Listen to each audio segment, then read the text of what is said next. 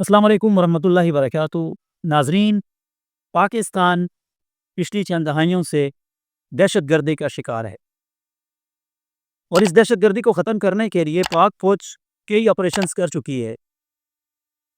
ابھی حالیہ جو دہشت گردی دوبارہ شروع ہوئی ہے، فوج اور حکومت پاکستان ایک مرتبہ پھر اس کوشش میں ہے کہ فوجی آپریشن کیا جائے، لیکن پختون بیلٹ کی قیادت اور سنجیدہ لوگ وہ یہ بات کہہ رہے ہیں کہ اس سے پہلے جو فوجی آپریشنز آپ نے کیے ہیں ان کا ذکر بتائیں۔ اگر دیکھا جائے تو ان فوجی آپریشنز کے بعد پاکستان میں بے روزگاری، ہجرت اور دہشت گردی میں مزید اضافہ ہوا ہے۔ مولانا فضل الرحمان بہت مضبوط دلائل کے ساتھ آپ کو یہ بات سمجھانے کی کوشش کر رہے ہیں۔ اسی موقع پر ابھی ملک پاکستان کی ایک عظیم شخصیت، بہت عظیم شخصیت جنہیں ولی کامل کہا جاتا ہے، جو مفتی ابو لبابہ شاہ منصور اور عدنان کاکا خیل جیسے اور مولانا سید اللہ شاہ صاحب جیسے لوگوں کے بھی پیر و مرشد ہیں، جو اپنے دلوں کو معطر کرنے بھی ان کے در پر جاتے ہیں۔ میری مراد جناب سید مفتی مختار الدین شاہ صاحب ربوہ والے، دیوبند کا طبقہ ان سے بخوبی واقف ہے، لیکن شاید دیگر لوگ ان سے واقف نہیں ہیں۔ حضرت نے اس وقت حکومت پاکستان اور ملکی اداروں کو اور بالخصوص فوج کو ایک خط لکھا ہے۔ وہ خط کیا ہے ابھی ہم آپ کو پڑھ کے سناتے ہیں۔ اس خط میں حضرت نے سب سے پہلے حکومت کو اور فوجی اداروں کو مخاطب کرتے ہوئے کہا کہ فوج ماضی میں کئی کارروائیاں اس بات کی طرف اشارہ کرتی ہیں، جو آپریشنز آپ نے کیے ہیں ان سے یہ بات پتہ چلتی ہے کہ ملک اس وقت ایسی کسی کارروائی کا متحمل نہیں ہے، اور میری آپ سے یہ درخواست ہوگی کہ آپ جو اس سے پہلے غلطیاں کر چکے ہیں انہیں دوبارہ نہ دہرائیں۔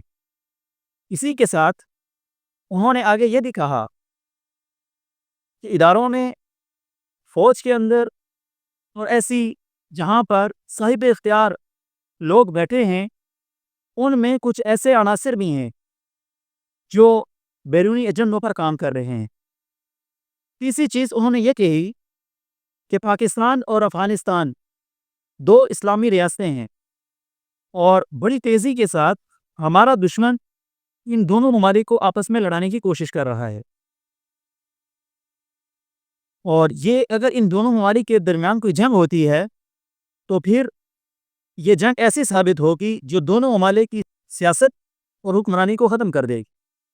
یہ حضرت نے پہلے تمہید باندھی، اور حل جو یہ کہنے کا مقصد ہے کہ اپنی طاقت مت دکھائیے، افہام و تفہیم کے ساتھ ان مسائل کو حل کیجیے۔ اور پھر انہوں نے آگے ایک اور پیغام دیا، وہ یہ تھا کہ امن اور استحکام کا راستہ کیا ہے۔ ایسے نہیں کہ آپ کو تنقید بائے تنقید کر کر چھوڑ دیا، بلکہ حل بھی بتایا۔ اور حل کیا بتایا؟ کہ بیرونی دباؤ سے آزاد قومی مفاد پر مبنی پالیسیاں بنائیں، کہ ایسی پالیسیاں نہ ہوں جیسے ہمارے ہاں یہ مشہور ہے کہ فوجی آپریشنز یا اس طرح کے جو بھی ہوتے ہیں یہ ڈالروں کی عوض ہوتے ہیں۔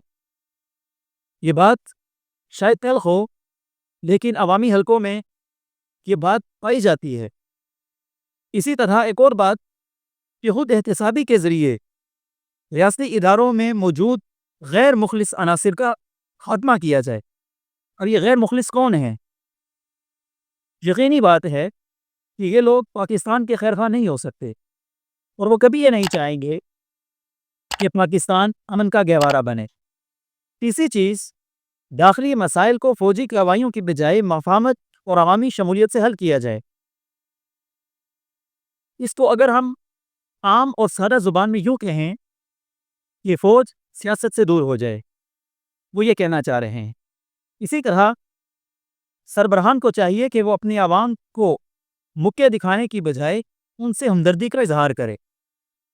حکمران جو ہوتے ہیں وہ خادم ہوا کرتے ہیں قوم کے، بدماش اور غندے نہیں ہوتے۔ لہٰذا ریاست کو یہ چاہیے کہ وہ دھمکی نہ دے، بلکہ پیار، محبت اور ہمدردی کے ساتھ، خلوص نیت کے ساتھ ان مسائل کو حل کرے۔ پانچویں چیز، پاکستان اور افغانستان کو اپنے مسائل مذاکرات کے ذریعے خود حل کرنے چاہیے۔ ابھی یہ مسئلہ قابل حل ہے، اگر کشیدگی مزید بڑھی تو یہ ناقابل حل ہو جائے گا۔ مولانا فضل الرحمان نے کچھ عرصہ قبل پارلیمنٹ میں کہا تھا کہ میں جب گیا سارے مسائل نے حل کر کے آیا، ساری بات چیت کر کے آیا، چہ جائے کہ بلایا انہوں نے تھا، لیکن میں حکومت پاکستان سے پوچھ کر گیا اور ساری باتیں حل کر کے آیا، پھر یہ معاملات بگاڑے کس نے؟ کون حل نہیں ہونے دینا چاہتا؟ اگلی چیز، حقیقی استحکام کا راز اتحاد، خود مختاری، قومی مفادات کو اولین ترجیح دینا ہے۔ ہم یہ بات مان لیتے ہیں کہ خیبر پختونخوا اور بلوچستان میں دہشت گرد ہیں، لیکن سوال یہ ہے کہ کیا وہاں کی عوام بھی پوری طرح آپ کے ساتھ ہے؟ اگر نہیں ہے تو کیوں نہیں ہے؟ آپ کی ایسی کون سی غلطیاں ہیں؟ آپ نے ایسے کون سے کام کیے ہیں کہ آپ کے ساتھ آپ کے ملک کی عوام نہیں ہے، وہ آپ کا ساتھ نہیں دینا چاہتی، وہ آپ سے بیزار ہے؟ ایسا کیوں ہے؟ اور آخری چیز، اگر ہم ماضی کی غلطیوں سے سبق نہ سیکھیں اور غیروں کے ایجنڈوں اور IMF وغیرہ کی سودی معیشت جیسے شکنجوں میں جکڑے رہیں تو یاد رکھو ہمارے مستقبل کا فیصلہ بیرونی قوتیں کرے گی۔ یہ بات IMF نے جب سے آئے اور بالخصوص آخری 8-10 سالوں میں جو قرضے دیے ہیں اس کے عوض ہمیں بار بار یہ بات ہمارے سامنے آتی ہے کہ پاکستان اپنی خود مختاری اس کو سرنک کر رہا ہے، وہ کبھی ایئرپورٹس کی صورت میں، کبھی اسٹیٹ بینک کی صورت میں، اور ایسے دیگر عوامل جو ہم دیکھ رہے ہیں۔